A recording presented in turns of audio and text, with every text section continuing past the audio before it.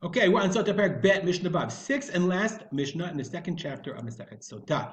Okay, so before I start, I want to dedicate our learning to the memory of my father, Rav Simcha Ben Yitzchak Kalman, and also point out many people are not aware of the Mishnah.co website, where you can find out, where you can see Mishnah for every day, Mishnah Yomi, Mishnah.co. Here, let me just bring it down so you can see where it is.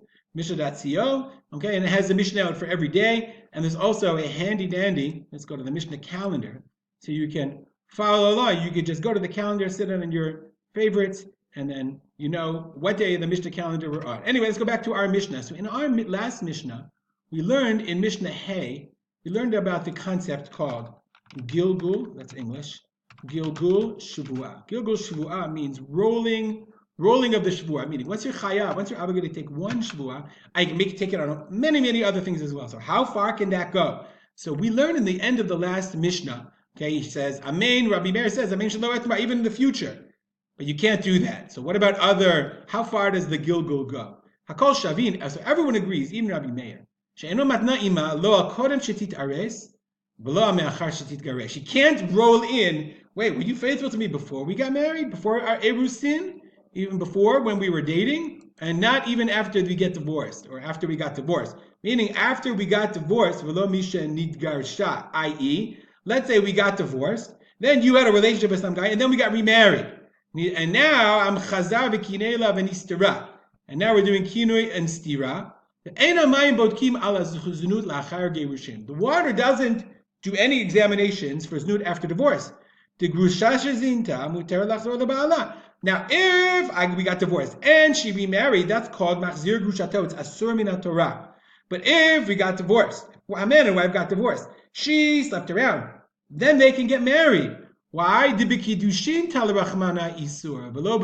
prohibition of machzir grushato is only if the woman remarries, not if she sleeps around. And therefore, that sleeping around is not oser, and therefore it's not included in the oath.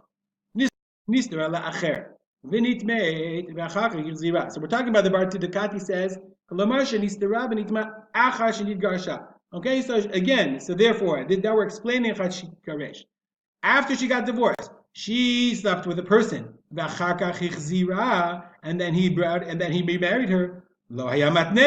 So that's not part of the condition of Gilgul Shavua, okay, when she was divorced. That's exactly what we learned, that it doesn't include after the divorce. This is the rule.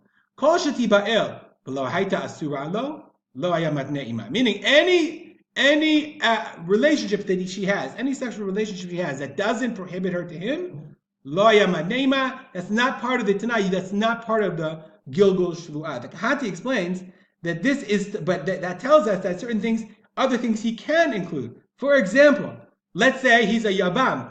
Okay, so he says, now she's cheating on him. He says, what about my brother? I'm a Galgil, the Shvu'ah, were you faithful to my brother? Okay, because because if she wasn't faithful to the brother, that then she doesn't do yibum. She gets chalitza instead. In addition, he points out a case of machzir grushato. Yes, he can't include the times between when they were married, when they were divorced, but he can say, wait, 1 second, were you faithful to me during our first marriage?